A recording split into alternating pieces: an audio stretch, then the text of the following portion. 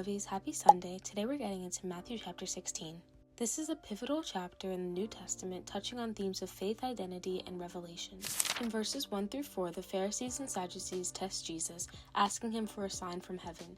Jesus rebukes them, emphasizing that they're able to interpret the sky's appearance, but fail to understand the signs of the times. He warns them that no sign will be given except the sign of Jonah. Then in verses 5 through 12, as Jesus and his disciples cross the lake, he warns them about the yeast of the Pharisees and Sadducees. The disciples misunderstand, however, thinking Jesus refers to bread. Jesus reminds them of the miracles of feeding the multitudes and clarifies that he's speaking about the teachings of the Pharisees and the Sadducees. Starting in verse 8, it says, Jesus knew what they were thinking, so he said, "You have little faith. Why are you worried about having no food? Won't you ever understand? Don't you remember the 5,000 I fed with 5 loaves and the baskets of food that were left over? Don't you remember the 4,000 I fed with 7 loaves with baskets of food left over? How could you even think I was talking about food? So I say again, beware of the yeast of the Pharisees and the Sadducees."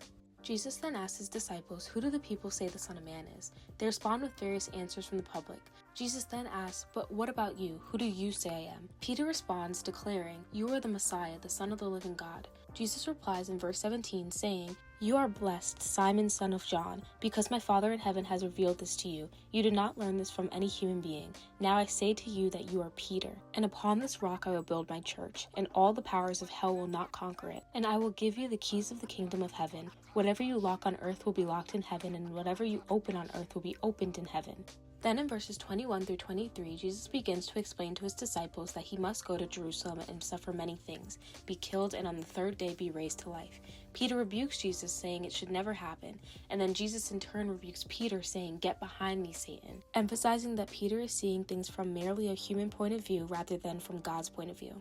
Jesus then explains the cost of discipleship. "Whoever wants to be my disciple must deny themselves and take up their cross and follow me." He explains the paradox of losing life to find it and speaks of the coming of the kingdom. "For I, the Son of Man, will come in the glory of my Father with his angels and will judge all people according to their deeds," which is in verse 27.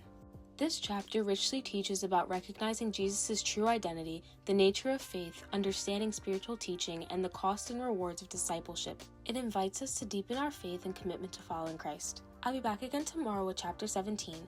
I love you and Jesus loves you more. Bye!